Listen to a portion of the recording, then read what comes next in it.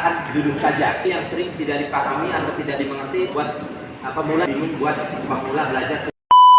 Warahmatullahi wabarakatuh, sahabat Ajikrah Muslim di mana saja berada. Hari ini kita akan memberikan tips bagi pemula bagaimana sitting trot. Yang biasanya pemula itu susah untuk belajar sitting trot, atau cara ininya selalu bumpy atau mental di saat melakukan sitting trot bagi pemula. Nah, saya akan memberikan sedikit tips, siapa tahu manfaat buat yang lain, yang pemula-pemula mau belajar sitting trot. Siapa tahu ini sangat membantu dan sangat bisa dipahami untuk pemula yang mau belajar. Kita coba nanti akan kita tes bagaimana sitting trot ketika posisi salah atau posisinya tidak baik, bisa dilihat duduknya seperti apa. Kalau posisinya duduknya benar, kakinya benar, dan nanti bisa dilihat hasilnya seperti apa. Kita coba sitting trot. Kita berawal dari yang maksudnya nggak usah ngayun ya. Posisinya orang biasanya ketika pemula itu sitting trot biasanya mengatakan duduk saja. Nah, di saat duduk saja ini yang sering tidak dipahami atau tidak dimengerti pemula yang belajar ini udah dudukin aja. Nah, posisi dudukin aja itu seperti apa? Biasanya yang agak bingung buat pemula belajar sitting trot. Kita coba, tapi nggak usah ngapa-ngapain, cuma duduk, dan bisa bedakan nanti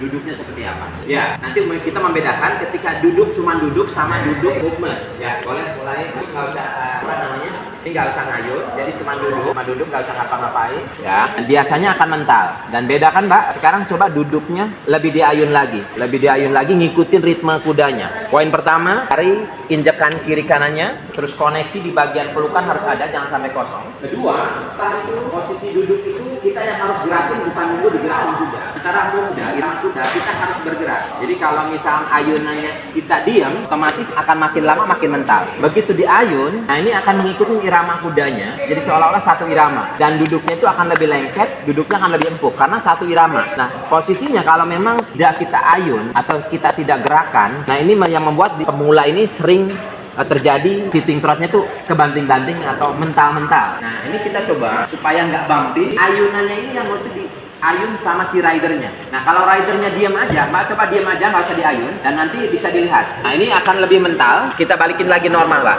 Sitting, ayun lagi dikit, Mbak. Dilihat dari posisi kakinya selalu di ujung depan. Stirrup itu selalu di ujung depan. Ketika stirrup itu berada di ujung depan, posisi pondasinya akan merasa rata atau merasa seimbang. Kiri kanannya tuh punya pondasi yang cukup. Biasanya stirrupnya kalau pemula di saat sitting trot pasti kakinya akan masuk. Kalau nggak lepas pasti masuk. Kita coba cek bahwa kenapa stirrup ini penting banget. Cara nginjek stirrupnya harus benar-benar ada. Bayangkan ketika nginjek stirrup itu seperti kita nginjek pedalnya sepeda, supaya stirrupnya tetap ada pegangan, ada koneksi dari stirrupnya itu ada benar-benar nginjek. Oke, ya.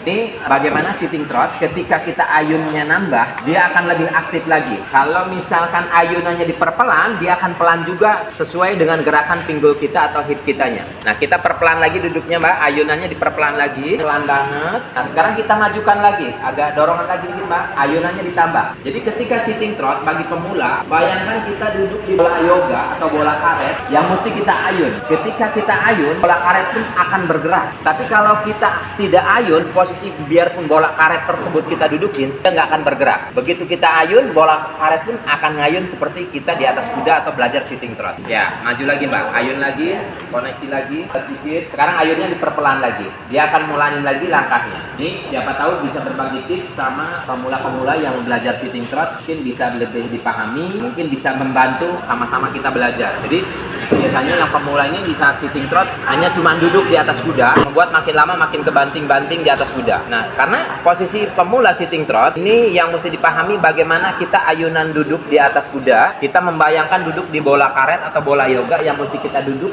kita ayunkan. Nah, kalau kita diam aja, ini makin lama makin mental atau makin bumpy di saat kita sitting trot. Oke, Mbak.